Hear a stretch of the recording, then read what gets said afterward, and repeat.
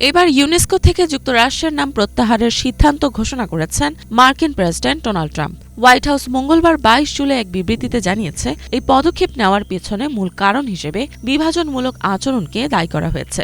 সিদ্ধান্তটি কার্যকর হবে ২০২৬ সালের শেষ নাগাদ। ট্রাম্প প্রশাসন মনে করছে ইউনেস্কোর কার্যক্রম যুক্তরাষ্ট্রের স্বার্থের সঙ্গে সামঞ্জস্যপূর্ণ নয়, আর তাই সংগঠনটি থেকে সরে আসার পথ বেছে নেওয়া হয়। এই উদ্যোগটি ট্রাম্প প্রশাসনের আমেরিকা ফার্স্ট পররাষ্ট্রনীতির বিস্তৃত দৃষ্টিভঙ্গির সঙ্গেও সঙ্গতিপূর্ণ। বৈশ্বিক শান্তি রক্ষা এবং দেশগুলোর মধ্যে আন্তর্জাতিক সহযোগিতা বৃদ্ধির লক্ষ্যে ইউনেস্কো গঠিত হয়েছিল দ্বিতীয় বিশ্বযুদ্ধের পর। প্রতিষ্ঠানটি মূলত বিশ্বের সাংস্কৃতিক ও প্রাকৃতিক ঐতিহ্যের গুরুত্বপূর্ণ স্থানগুলো চিহ্নিত ও সংরক্ষণের কাজের জন্য পরিচিত। বর্তমানে বিশ্বজুড়ে মোট ১,২৪৮টি স্থান ইউনেস্কোর বিশ্ব ঐতিহ্যের তালিকায় অন্তর্ভুক্ত রয়েছে।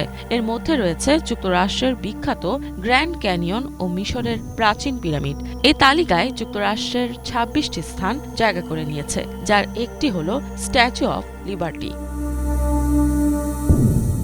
যুক্তরাষ্ট্র ও ইউনেস্কোর সম্পর্ক শুরু থেকেই জটিল ছিল। যুক্তরাষ্ট্র ইউনেস্কোর প্রতিষ্ঠাতা সদস্য হলেও আর্থিক দুর্নীতি ও যুক্তরাষ্ট্র বিরোধী মনোভাবের অভিযোগ তুলে ১৯৮৪ সালে দেশটি প্রথমবারের মতো সংস্থাটি থেকে সরে দাঁড়ায়। ২০০৩ সালে সাবেক প্রেসিডেন্ট জর্জ ডব্লিউ বুশের শাসনামলে যুক্তরাষ্ট্র আবারও ইউনেস্কোর সদস্যপদ নেয়।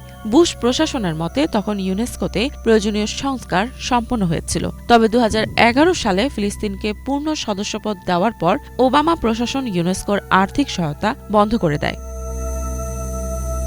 ২০১৭ সালে প্রেসিডেন্ট ডোনাল্ড ট্রাম্প প্রথমবার ইউনেস্কো থেকে যুক্তরাষ্ট্রকে প্রত্যাহারের ঘোষণা দেন। তিনি অভিযোগ তুলেন সংস্থাটি ইসরায়েলের প্রতি পক্ষপাতদুষ্ট আচরণ করছে। সেই সময় যুক্তরাষ্ট্রের ইউনেস্কোর কাছে প্রায় $৫৪২ মিলিয়ন বকেয়া ছিল। তবে ২০২৩ সালে সাবেক প্রেসিডেন্ট জো বাইডেন এই সিদ্ধান্ত বাতিল করে যুক্তরাষ্ট্রের সদস্যপদ পুনরায় ফিরিয়ে নেন। তবে এখন ট্রাম্প আবারও ইউনেস্কো থেকে যুক্তরাষ্ট্রকে সরিয়ে নেওয়ার সিদ্ধান্ত নিয়েছেন। ইফাত জাহান, বাংলাভিশন।